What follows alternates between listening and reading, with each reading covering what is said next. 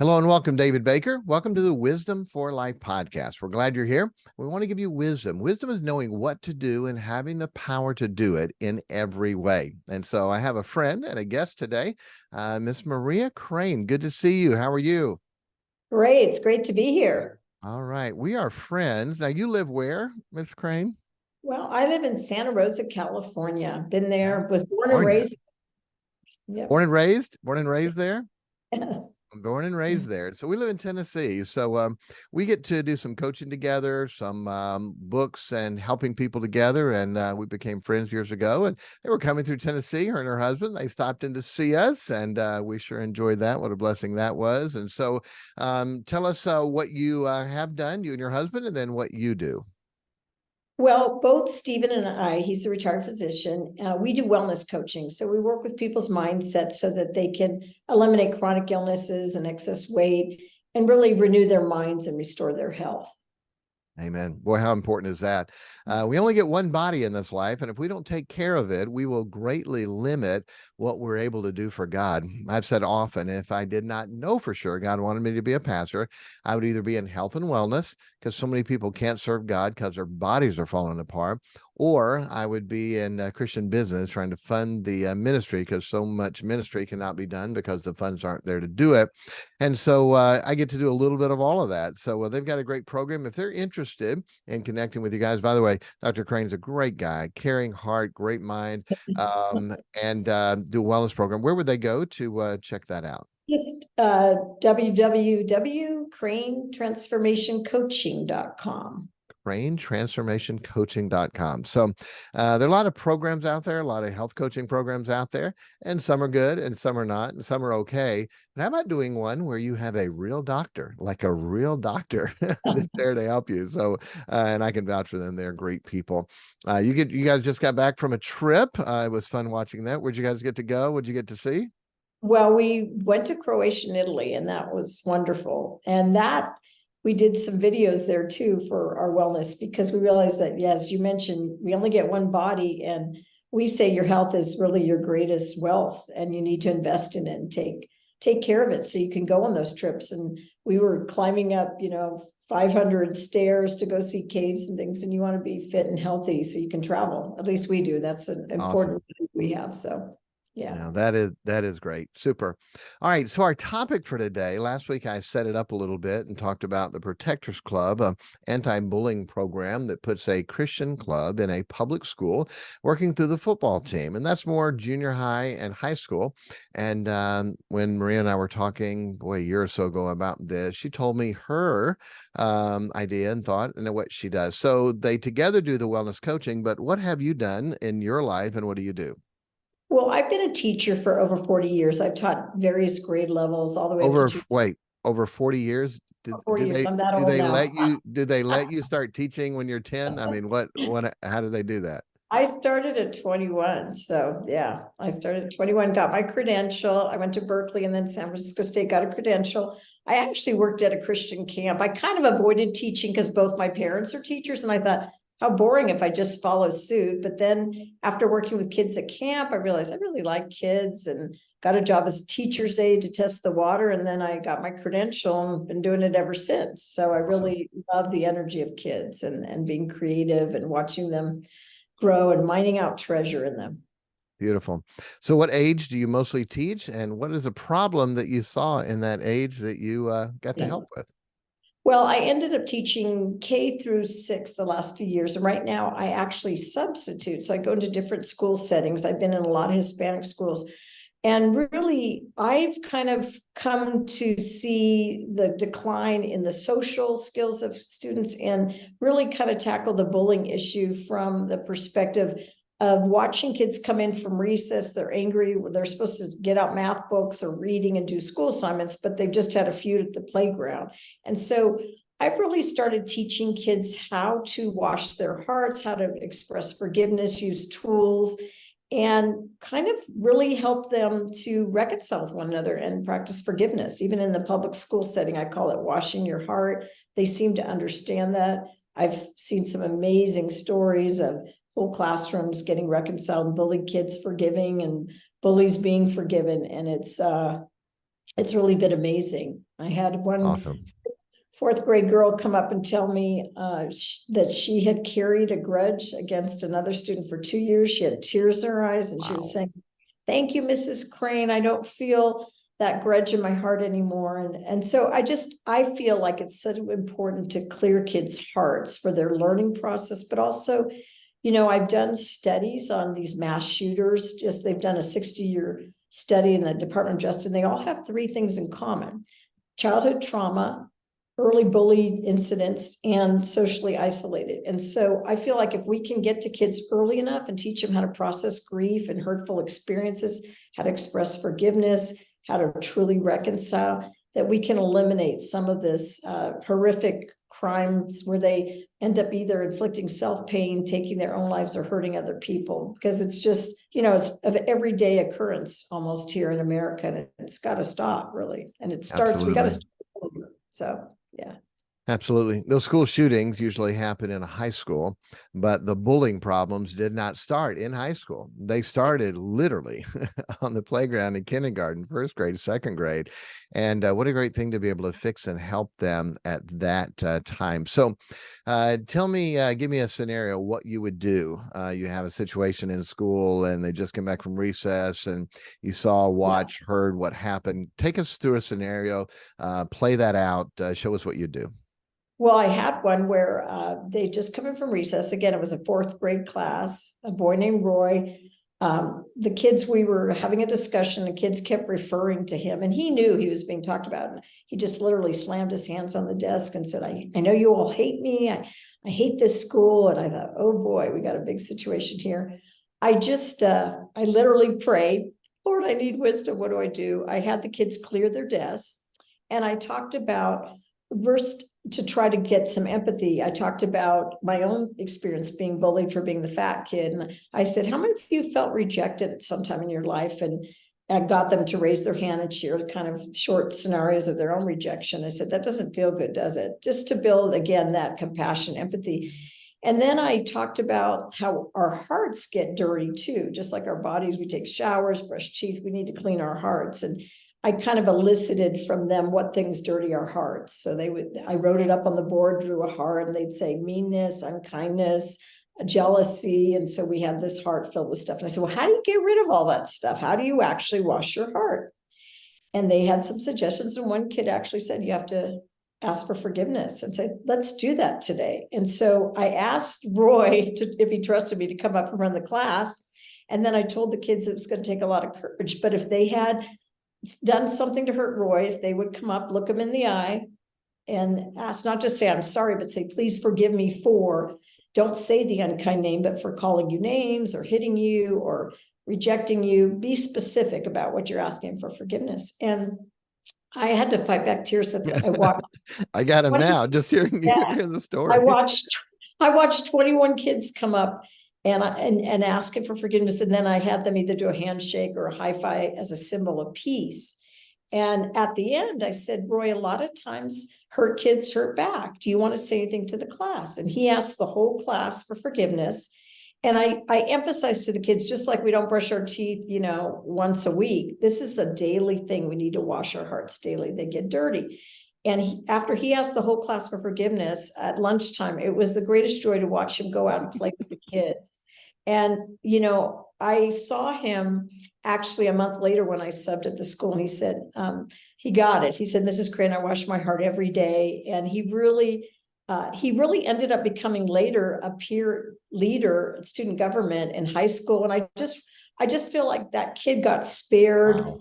Years of devastating pain, maybe leading to his own, addictions or self-harm or harming other people. And so, and the rest of the class got it too, because every time the kids would see me, they'd like, we got to wash our hearts. We got to wash our hearts. They really understood that concept. And so I think that for me has been kind of, I feel like a calling to work with kids early to teach them that. And what was interesting, I asked the kids, do you think it would be easier for you as children, or if I went into like the school office and gathered the staff and said, does anyone have a grudge here? We have to work through anything. And they got it, that it was easy.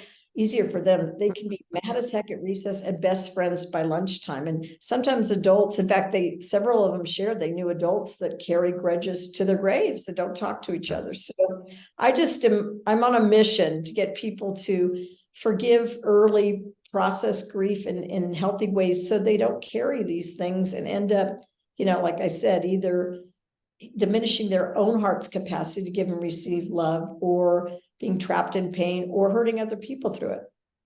Amen. That is so beautiful. I got teary-eyed with that. And it is, boy, how many times do you see families in adulthood and late in adulthood, bitter, upset, hate-filled?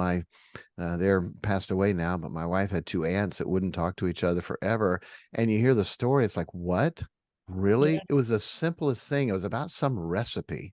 That was her recipe. I mean, it was just like, it's something that just seems so childish, but those things weren't fixed as a child. They didn't realize Yeah. how to fix them as a child. And so being able to fix them as a child, to have that healing, and what a beautiful thing. By the way, I love it that, I mean, these are biblical principles that you can teach without, Yeah. quote, having to use the Bible. In public school, they won't let you do that in Right. California, but the biblical principles of forgiveness and letting it go, and cleaning your heart. I mean, all those are biblical things. The Bible talks about our heart, to keep thy heart with all diligence, because out of it are the issues of life. So to protect and keep it and guard it. And how do you do that? By washing it every day. What a beautiful thing that God allowed you to do with that.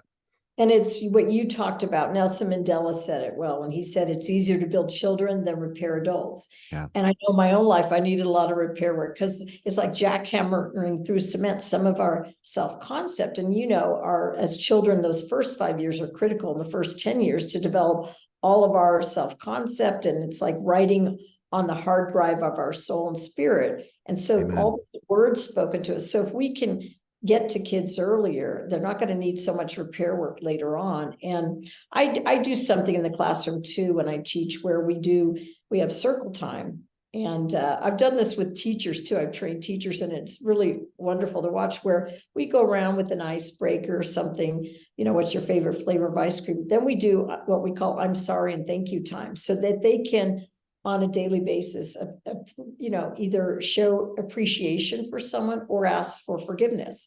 And Amen. if you do it enough, it becomes a habit, it becomes second nature. And then we also, I think that's part of the preventativeness, so that kids are used to using this language, and it's not it's not an unusual process. It's something that they learn to do every day. And I keep thinking that'd be great for adults in different environments. When I've trained teachers, I have teachers crying because some of them haven't heard affirmation, or we do a standing ovation for every kid. So, and we did it for the teacher.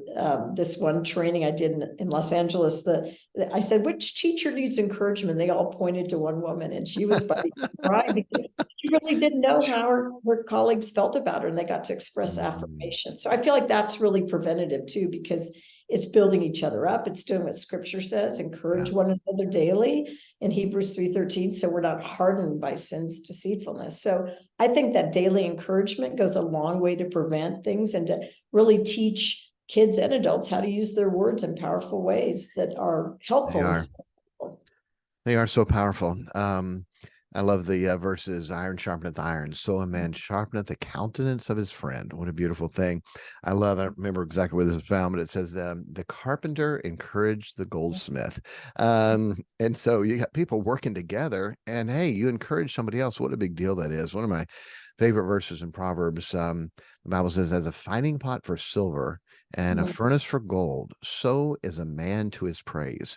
So you have this ore of silver and gold, but you have the fining pot and the furnace. It removes the impurities out of the gold and the silver. Praise does the same thing. When you praise people for things, it removes the impurities, and it helps them to strive more to be what they're praised for. What a beautiful thing to be able to praise them. And we don't do a lot of that. We do a lot more criticism and putting down than praising people for who they are and what they do. And I think our own children, and in a school setting and a church setting, what a big deal. Everybody loves to hear praise.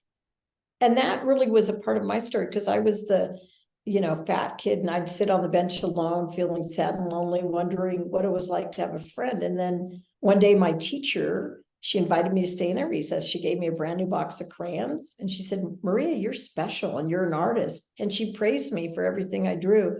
And, she really changed my life that day and helped me develop a gift. And it's interesting that I became a teacher and an artist. And I really see that's the power of words, to mine out treasure in people and to really speak words of life, like Proverbs in 18, chapter 18, verse 21 says, out of the power of our tongues is life or death. And our words can hurt or they can heal. And Absolutely. So, absolutely.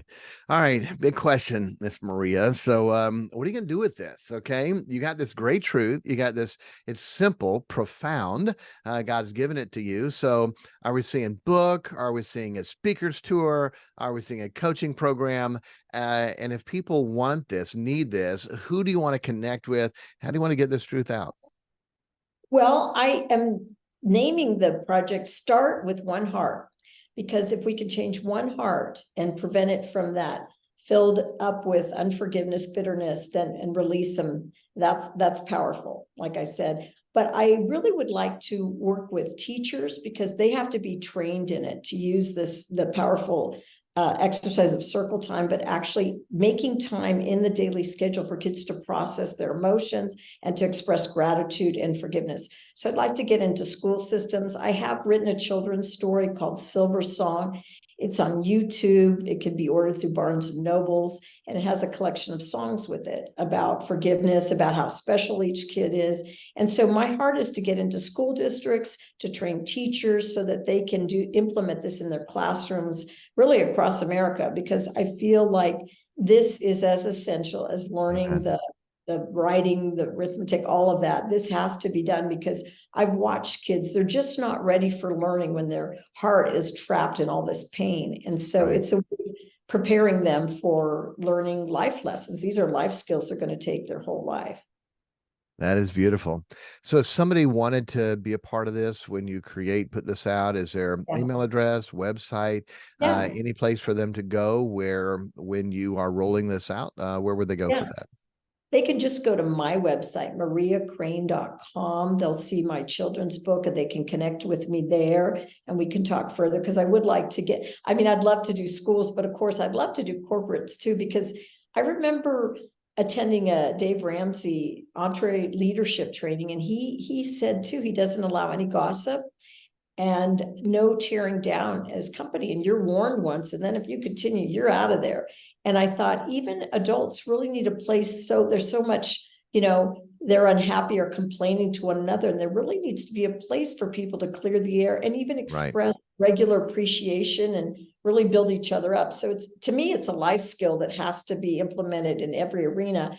But again, starting with schools so that kids learn it early. And, there's a saying, my dad had a poster once, it said, some people bring joy wherever they go. And then on the back, it said, some people bring joy when they go.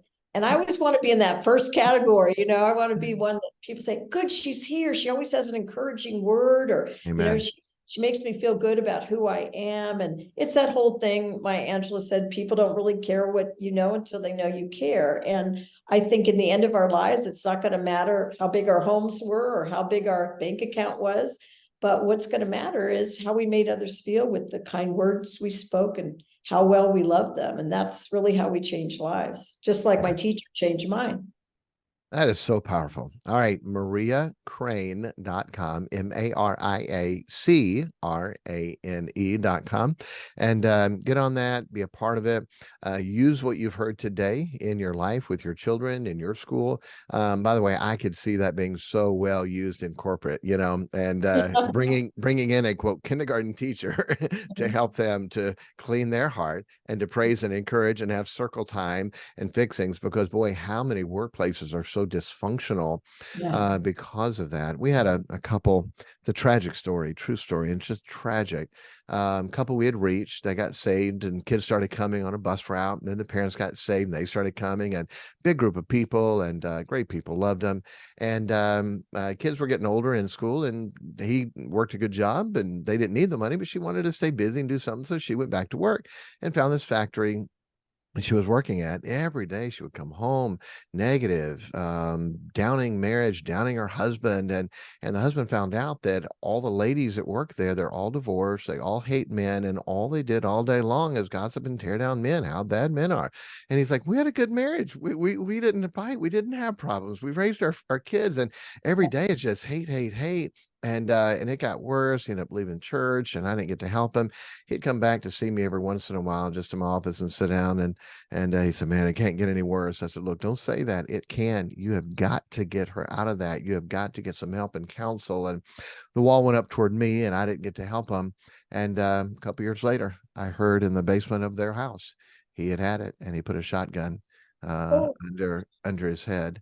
And there was a ceiling fan in the basement. I mean, the whole family came down and found, you can imagine wow. what a shotgun would do. And true story, and just horrific. And what is that? There's some people that were hurt, abused, Yes. childhood trauma, adult trauma, being taken advantage of, being hurt, and they never got this heart healed. When the Bible Yeah. talks about bitterness, we fail the grace of God. God's grace is sufficient for whatever we go through. But if we don't accept God's grace, that turns into bitterness. And Hebrews says that bitterness will trouble us and defile many. And so the Yes. trouble we carry because of that bitterness, and then everywhere we go, when the people are around, we're defiling them too. And you see so many adults like that. They never learned how to clean their heart, and it's Yeah. destroying them.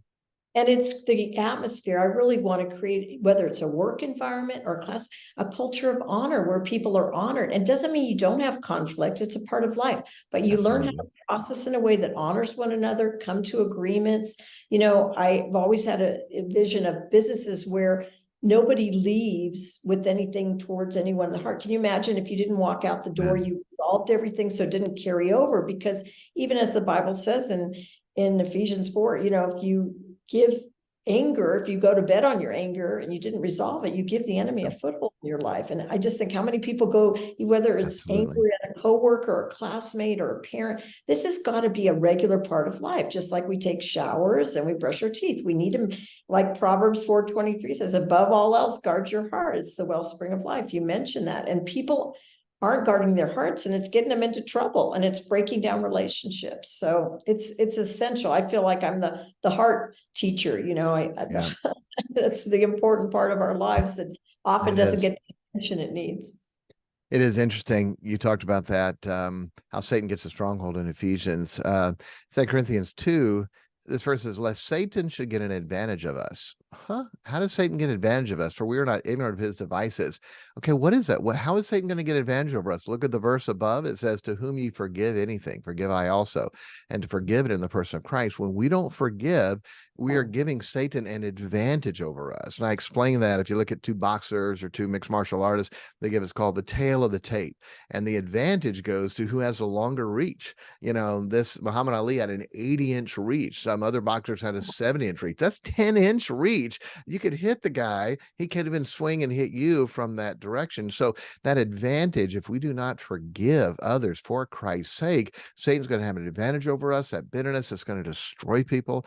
That happens to churches. That happens to marriages, families, homes, workplace. And it starts where you're at with those children. And you know what? It's worked with our wellness clients too, because a lot of people, myself included, at one point, we're eating away our troubles. We have unresolved issues that are weighing us down, and we end up using food to numb out. It becomes the addiction of choice. And I always ask our clients, we take them through a process of healing their hearts. Unforgiveness is a really key, because they end up, that's what's eating at them, is these broken relationships with self, with God, with others. And so forgiveness to me is such a key. Forgiveness brings freedom. And if you want to be free Awesome. from anything, any addiction, it's critical, it's essential, and it needs to be promoted from earliest ages all the way up. Absolutely. All right. Well, we're about done. So wellness, go to Crane, CRANE, transformation. Say that again with a full Coaching, website. it's a Coaching. long Okay. one. Crane Transformation Coaching.com. And then for Maria's own website, mariacrane.com. And on the bullying and heart and forgiveness and all. Maria, is there anything that you would like to say? Any advice, any words for anything that I didn't ask you? No, not really. Just that I personally feel like, at the end of our lives, we're going to get asked one question: did you learn to love? God and people. And that's the essential. That's why that condition of our heart is so important, because whether you're a seminary trained professor or a little 5-year-old kindergartner, it levels the playing field. Did you learn to love? And he talks about in Corinthians, I could be an Amazon bestseller. I could have this great program, do it all over the country, but if I have no love, I'm nothing. So that's why I'm on a real mission to get hearts clean, because at the end, it even says in Matthew, in the last days, the love of many is going to grow cold. And so I want to start a movement where we make sure we're not letting our hearts get trapped, so they're not loving. Awesome. Thank you so much for coming on this podcast. We've been friends for a while. We've talked about this issue, and who knows how in the future we may get to work together to help people, but it is such a big deal. And to start with the young people and help them to understand the simple principle of cleaning their heart and forgiveness and love, to be a heart coach. What a great thing. Maria, thank you so much for all that you do. And people listening, feel free to go to those websites and connect however you can. And God bless you, Maria. And if we can help anyway, let us know. God bless. All right. Thank you. Blessings.